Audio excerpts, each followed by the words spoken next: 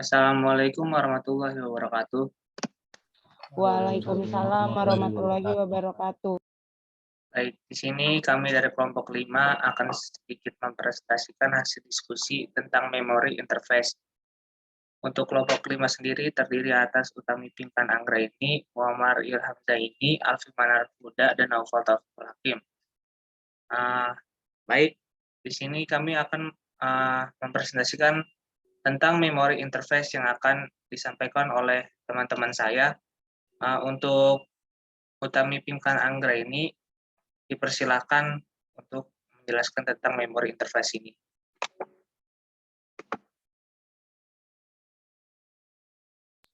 Baik, terima kasih kepada moderator. Di sini saya akan menjelaskan sedikit ya, di setiap sistem yang berdasarkan pada mikroprosesor ini sendiri mempunyai memori. Hampir semua sistem terdiri dari dua jenis memori pokok. Yang pertama ada read-only atau memori ROM, dan ada random access memory atau RAM atau read-write memory. Sangat penting bagi kita semua untuk memahami secara menyeluruh terhadap operasi dari komponen memori sebelum berusaha menginterface memori ke mikroprosesor.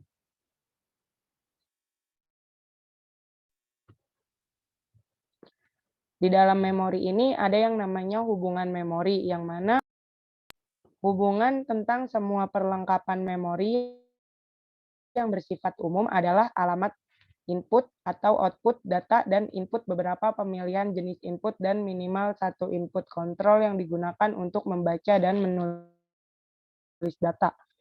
Lalu ada hubungan alamat. Seluruh piranti memori mempunyai set input alamat yang digunakan untuk memilih lokasi memori dalam piranti memori. Bilangan alamat PIN yang ditemukan pada piranti memori ini ditentukan oleh bilangan lokasi memori yang ditemukan. Piranti memori yang lebih umum mempunyai antara 1K atau 1024 dan 1M lokasi memori dengan piranti lokasi memori 4M pada horizon. Di sini ada hubungan data. Hubungan data di sini yaitu data dimasukkan untuk disimpan atau disaring untuk dibaca. Dalam piranti memori yang sederhana ini ada 8 hubungan I/O yang berarti bahwa piranti memori dapat menyimpan 8 bit data dalam setiap lokasi memori.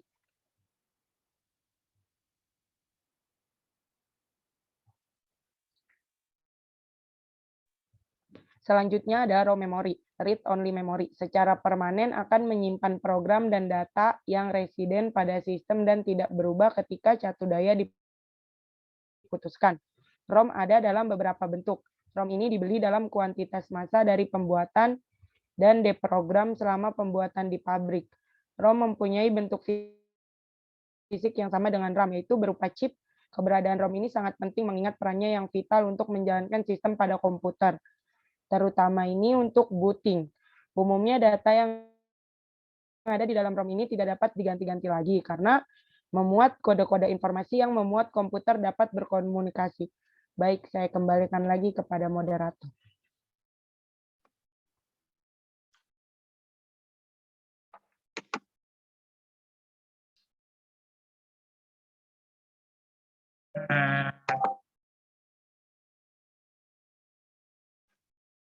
Baik, terima kasih untuk Utami Pinkan Anggraini atas penjelasannya.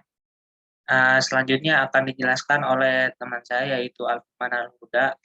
Untuk Alfi Manar Huda, dipersilakan. Ya, makasih moderator.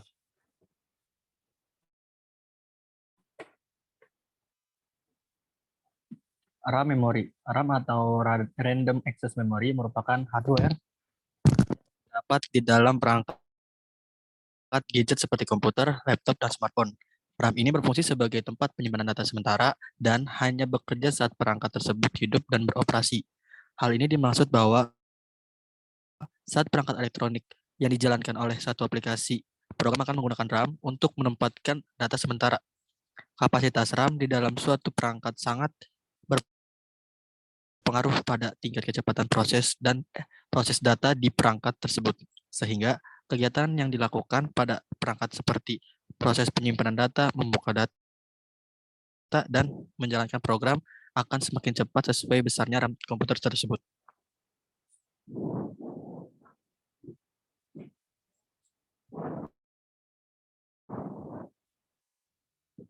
Static RAM atau SRAM memori. Static RAM memori akan menahan data sepanjang satu daya DC diterapkan. Oleh karena itu, ada aksi khusus yang diperlukan untuk menahan data yang disimpan. Maka, piranti ini disebut dengan static memory. Perbedaan pokok antara ROM dan RAM. RAM dituliskan ke dalam operasi yang normal, sedangkan ROM diprogramkan di luar komputer. Static RAM akan menyimpan data temporer dan digunakan ketika ukuran read atau write memori relatif kecil. Memori kecil adalah di bawah 256 KB. Dikembalikan lagi ke Baik, terima kasih untuk Alvimana Huda menjelaskan. Selanjutnya akan dilanjutkan oleh Muhammad Ilham Zaidi. Untuk Muhammad Ilham Zaidi, dipersilakan. Ya, baik, terima kasih moderator. Ya, selanjutnya memori RAM dinamis atau DRAM. Memori port dinamis atau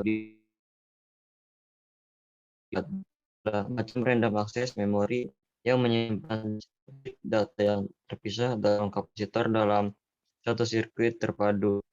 Karena kapasitor selalu tersimpan akibatnya hilang, kecuali kapasitor itu disegarkan secara berkala. Karena kepentingan dalam penyegaran, hal ini yang membuatnya sangat dinamis dibandingkan dengan memori SRAM, static memori, dan lain-lain. Keuntungan dari DRAM adalah kesederhanaan struktural. Hanya satu transistor dan kapasitor yang diperlukan per bit, dibandingkan dengan 4 bit transistor SRAM. Hal ini memungkinkan DRAM untuk mencapai kepadatan sangat tinggi, tidak seperti flash memori. Memori DRAM itu gampang menguap karena kehilangan datanya bila kehilangan arus listrik.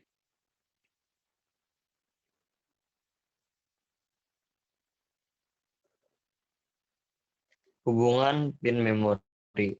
Hubungan pin yang ganti memori adalah masukan atau input alamat, masukan atau keluaran input atau output data, dan beberapa tipe masukan seleksi, dan paling tidak satu input control yang digunakan untuk menyeleksi operasi baca dan tulis.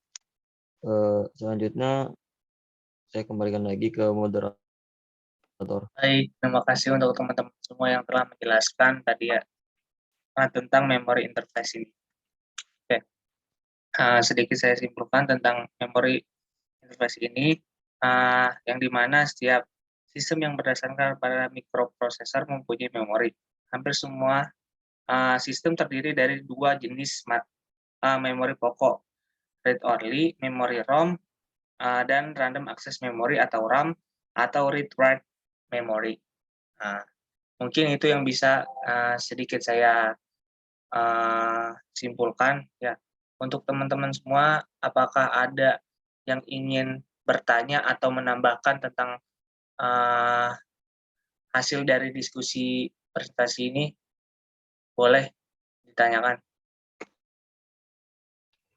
Permisi moderator, saya izin bertanya. Oke, baik, udah membimbingkan, silakan. Kita kan tadi membahas tentang tentang ini kan memori. Nah, di sini saya pengen nanya dong, mengapa RAM sangat penting dan apa yang terjadi nih ya jika komputer kita tidak memiliki RAM? Terima kasih moderator. Baik, terima kasih untuk Utami Pinkananggra ini cukup bagus ya untuk pertanyaannya. Mungkin teman-teman semua ada yang ingin menjawab tentang pertanyaan dari Pinkan tersebut. Dipersilakan. Izin menjawab. Jadi ketika apabila komputer kita tidak mempunyai RAM, kemungkinan komputer kita tidak bisa menyimpan data, tidak bisa mengakses data atau semacamnya itu. Terima kasih. Baik, terima kasih untuk Alfi Manarhuda atas jawabannya. Untuk Utami Pinkan Anggra ini, apakah sudah cukup jawabannya? Dari saya, alhamdulillah saya sudah paham apa yang sudah dijawab oleh teman saya. Terima kasih. Baik, terima kasih atas pertanyaannya Utami Bukan. Cukup bagus tadi ya untuk pertanyaannya. Mungkin ada yang ingin bertanya lagi atau sudah cukup jelas tentang penjelasan yang tadi sempat dijelaskan?